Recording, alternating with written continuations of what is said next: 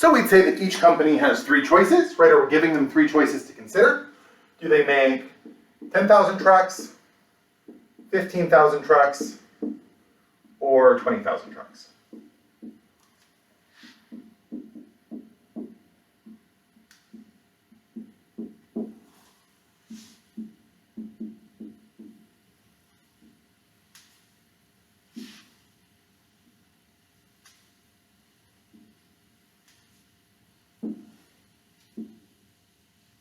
Let's say we've got Ford in blue, and we've got GM in red. The question is going to be, right, if these were their only three options, what do we expect to come out of this game, right? What is Ford's best response to GM? What's GM's best response to Ford? So to figure this out, we're going to have to start by figuring out the amount of money that Ford and GM are going to make, right? The profits Ford and GM are going to make, given each of the 9 possible outcomes of this game. Now, it can be a little easier because we can think about each of the 9 outcomes by thinking about the total quantity produced and then figuring out the price at each of those quantities, right? So the total quantity produced, the lowest is going to be $20,000, right? If they both made $10,000, then we could have $25,000. I'm sorry, 25,000 trucks. We could have 30,000 if they both made 15,000. Right, 35,000 if we had 15 and 20.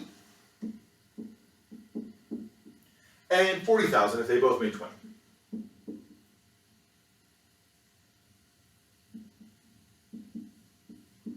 Right?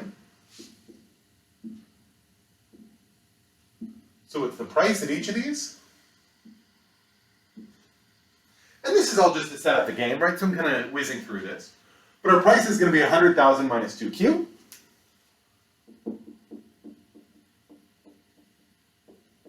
So if we had 20,000 produced, right, 100,000 minus 2 times 20,000, it's going to be 60,000. Right, they'd sell each truck for $60,000. If they made 25,000 trucks, this would be 100,000 minus 50,000, so it's 50,000. Right, if they made 30,000 trucks together, the price would be 40,000. And if they made 35,000, right, it would be 30,000. And finally, if they made 40,000, it would be 20,000. We could think about the price minus marginal cost, right, the money they make on each truck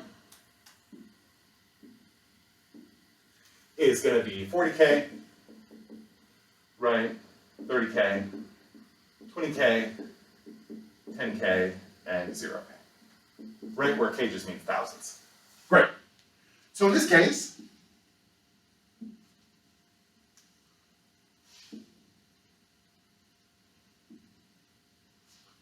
given this prep work, let's figure out their payoff. So if they both make 10,000 trucks, we're going to have a total of 20,000 trucks. They'll make 40,000 on each truck. So Ford is going to make $400,000. GM is going to make $400,000. What about if GM still makes 10,000, but Ford ramps it up to 15,000? Well, in that case, it would be 25,000 total trucks. They'd make 30,000 on each truck. So Ford would make 30,000 times 15,000 is going to be 450,000. And GM is going to make 10,000 times 30,000 is 300,000.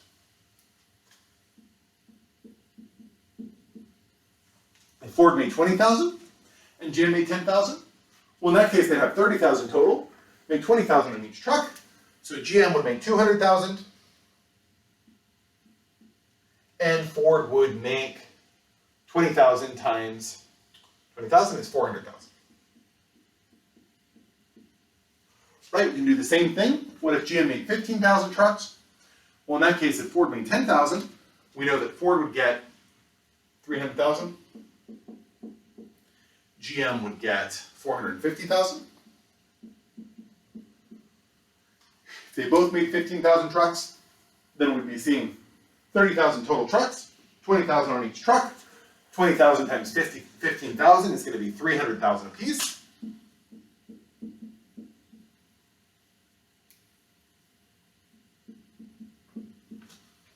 15,000 and 20,000. Now we're talking about 35,000 total trucks, $10,000 on each truck.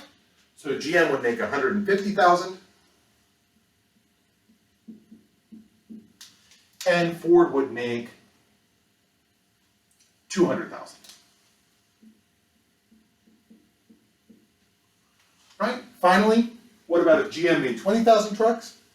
Then if Ford made 10,000, we're going to be talking about 30,000 total trucks, 20,000 per truck. So GM would make 400,000. Ford would make 10,000 times 20,000 is 200,000. Right, if Ford made 15,000 instead, now we're talking 10,000 per truck. So GM would be down to 200,000. Ford would be getting 150,000. And if they both sold their trucks, made 20,000 trucks, right, they'd be producing at marginal cost. No one would make any money at all. Okay. So these are our payoffs, right? So now what we have to do, if we want to figure out what's going to happen, is we're going to say what's each company's best response to each other company's moves, right? To each of their competitors' moves. So if GM made 10,000 trucks, right, we're thinking about what's Ford's best move. It's clearly to make 15,000 trucks, right? Because 450,000 is higher than 400,000. GM made 15,000 trucks, then they could either make 300,000 or 200,000. They'll be just as happy making 15,000 trucks as they would be making 10,000 trucks. And if GM made 20,000 trucks, then their best move would be to make 10,000 trucks. Right? Because 200,000 is better than 150 or nothing. Same thing if we wanted to think about GM's best response to Ford. When Ford's making 10,000 trucks, GM's best move is to make 15,000 trucks. When Ford's making 15,000 trucks, GM's best move is either 10,000 or 15,000. And when Ford makes 20,000 trucks, GM's best move is to make 10,000 trucks. Okay, so what can we conclude from this? Well, we can conclude that there's actually three Nash equilibria here. There's three different situations where if both firms knew the other firm was going to be at the equilibrium, they would have no reason to deviate. The first is GM making 15,000. I'm sorry, GM making 10,000, Ford making 15,000.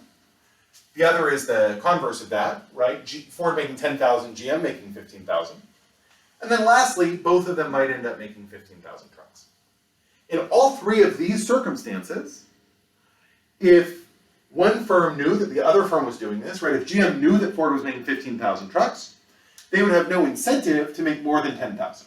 They would also have no incentive to make anything else than 15,000. Right? Likewise, if Ford knew that GM was making 15,000 trucks, they would have no reason to not make either 10,000 or 15,000. So all three of these are equilibria. So what we can conclude from this, what we can notice about this, is that there's two things we should be pretty confident aren't going to happen. The first is, it doesn't look like they're going to have an incentive to choose to both make only 10,000 trucks, in other words, to make the number of trucks they would make if they were acting like a monopoly. Even though if they did so, right, and both made $400,000, they would maximize their total profit, their combined profits, right? This isn't going to be in anyone's interest because either firm would have an incentive to produce more trucks, right? To lower the price by producing more stuff and increase their own personal profit. But we're also not going to expect to see them getting all the way to the competitive output where they both make 20,000 trucks. Because in this case, they would both have an incentive to cut back on production in order to increase prices. So by looking at this discrete game, it looks like what we should expect is that they're going to land somewhere in between the monopolistic solution and the competitive solution. Okay, cool. So what we're going to do next is we're going to take this intuition and we're going to figure out how to solve these problems algebraically when instead of restricting their choices to either 10,000, 15,000, or 20,000, which is kind of arbitrary, we're going to let them choose any amount of output that they might find optimal.